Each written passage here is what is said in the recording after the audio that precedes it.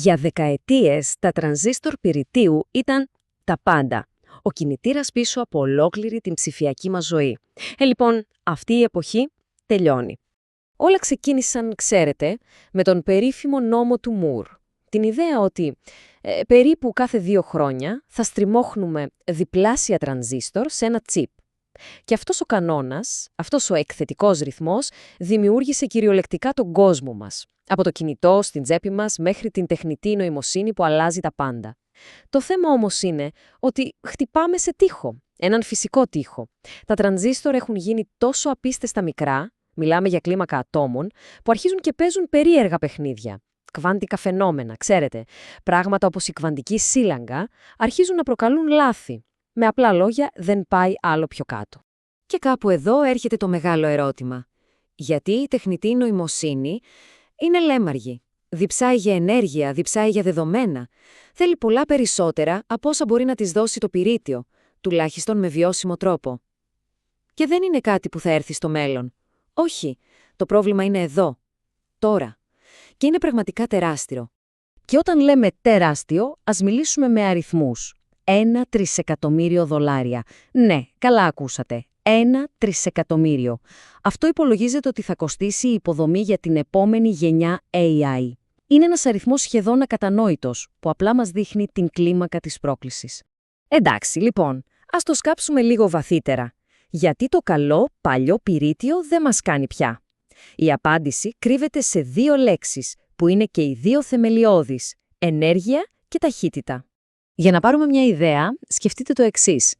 Ένα μόνο μοντέλο AI, όπως το GPT Chat, καίει κάθε μέρα τόση ενέργεια όση 17.000 σπίτια. Είναι τρελό.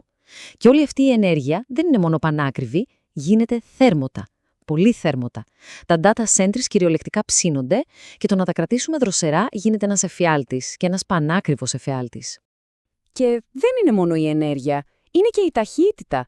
Για φανταστείτε τον πιο γρήγορο επεξεργαστή του κόσμου, αλλά είναι κολλημένο σε κίνηση. Δεν έχει καμία σημασία πόσο γρήγορος είναι, αν τα δεδομένα σέρνονται για να φτάσουν σε αυτόν. Αυτό ακριβώς συμβαίνει. Είναι το λεγόμενο μποτιλιάρισμα von Neumann. Ένα μποτιλιάρισμα που δημιουργείται επειδή προσπαθούμε να σπρώξουμε ηλεκτρόνια μέσα από παλιωμοδίτικα χάλκινα καλώδια.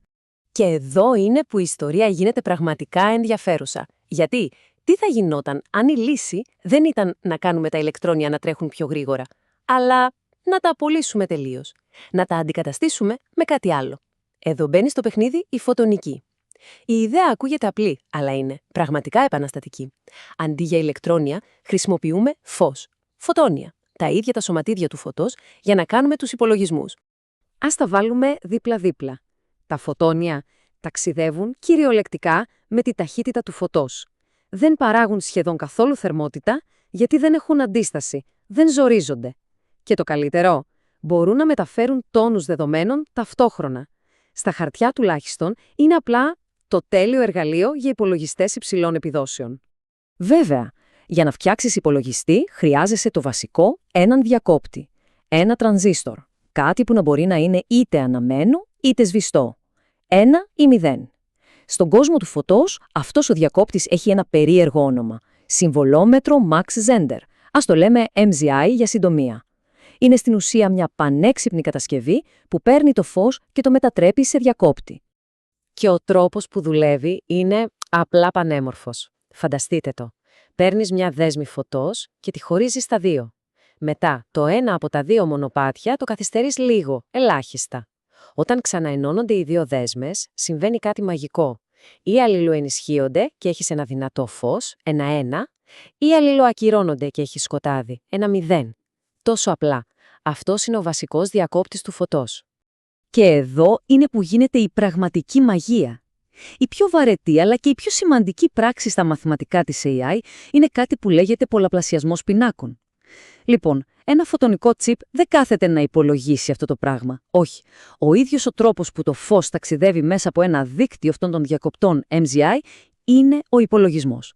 Είναι σαν η φύση να κάνει τα μαθηματικά για εμάς, στην ταχύτητα του φωτός. Δεν προσομοιώνει, απλά το κάνει. Εντάξει, όλα αυτά ακούγονται τέλεια στη θεωρία, αλλά γίνονται πράξη? Και η απάντηση είναι ένα ηχηρό ναι, γιατί δεν μιλάμε πια για επιστημονική φαντασία. Μιλάμε για δισεκατομμύρια δολάρια που πέφτουν στο τραπέζι για να κάνουν αυτή την ιδέα πραγματικότητα. Κοιτάξτε, εταιρείες όπως η Light Matter ή η Ayar Labs σηκώνουν τεράστια ποσά. Αλλά το πιο τρελό είναι το εξής.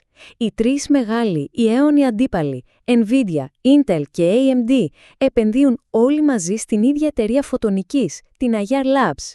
Σκεφτείτε το λίγο. Όταν οι τρεις μεγαλύτεροι ανταγωνιστές ποντάρουν τα λεφτά τους στο ίδιο άλογο, αυτό δεν είναι απλά ένα σημάδι. Είναι μια ταμπέλα νέων που φωνάζει «Το μέλλον είναι εδώ». Το αρχικό όνειρο βέβαια ήταν το απόλυτο. Ένας υπολογιστής φτιαγμένος εξ ολοκλήρου από φως.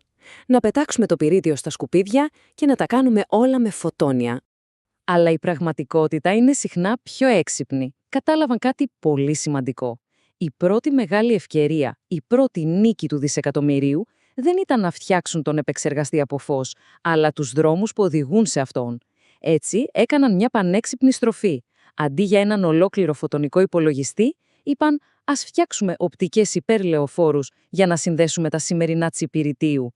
Βασικά, έλυσαν το πρόβλημα της κίνησης, το μποτιλιάρισμα von Neumann. Και απέδωσε. Ναι. Και με το παραπάνω. Στις αρχές του 2026, η Marvell Technology έβγαλε από την τσέπη της πάνω από 5 δισεκατομμύρια δολάρια για να αγοράσει την Celestial AI, μια εταιρεία που έκανε ακριβώς αυτό, οπτικές διασυνδέσεις. Αυτό το νούμερο είναι ο απόλυτη σφραγίδα. Η τεχνολογία αυτή αξίζει χρυσάφι. Και τώρα πάμε στα πραγματικά τρελά. Αφού η φωτονική λύνει τα προβλήματα ενέργειας και ταχύτητας εδώ κάτω στη Γη, ανοίγει την πόρτα σε ένα σενάριο που μέχρι χθες το βλέπαμε μόνο σε ταινίες. Data centers για τεχνητή νοημοσύνη που θα βρίσκονται σε τροχιά γύρω από τον πλανήτη. Ακούγεται σαν τρέλα, Κιόλος, ο Elon Musk το είπε ξεκάθαρα. Προβλέπει ότι πολύ σύντομα το πιο φθηνό μέρος για να τρέχεις AI θα είναι το διάστημα.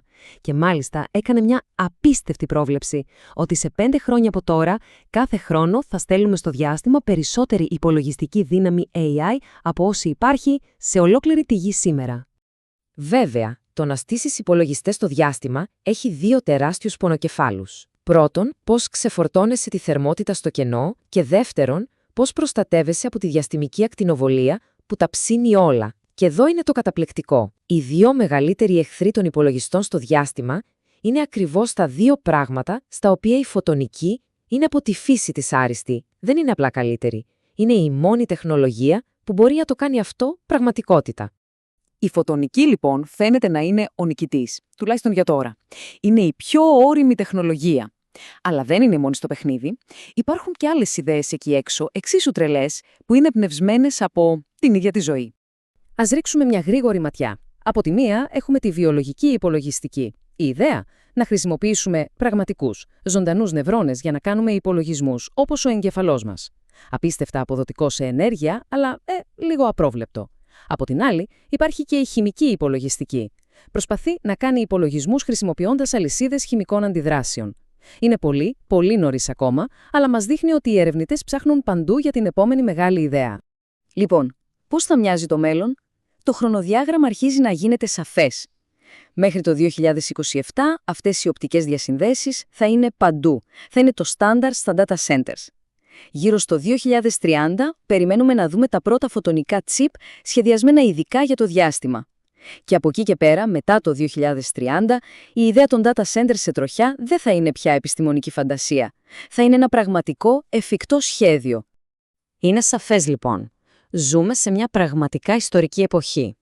Για πρώτη φορά εδώ και 60 χρόνια αμφισβητούμε το ίδιο το υλικό πάνω στο οποίο χτίσαμε τον ψηφιακό μας κόσμο, το πυρίτιο. Η φωτονική φαίνεται να οδηγεί την κούρσα, αλλά η βιολογική και η χημική υπολογιστική έρχονται από πίσω. Το ερώτημα πλέον δεν είναι αν θα αλλάξει το παιχνίδι. Το ερώτημα είναι ποια από όλες αυτές τις νέες, εκπληκτικές τεχνολογίες θα είναι αυτή που θα ορίσει τα επόμενα 60 χρόνια της ανθρωπότητας.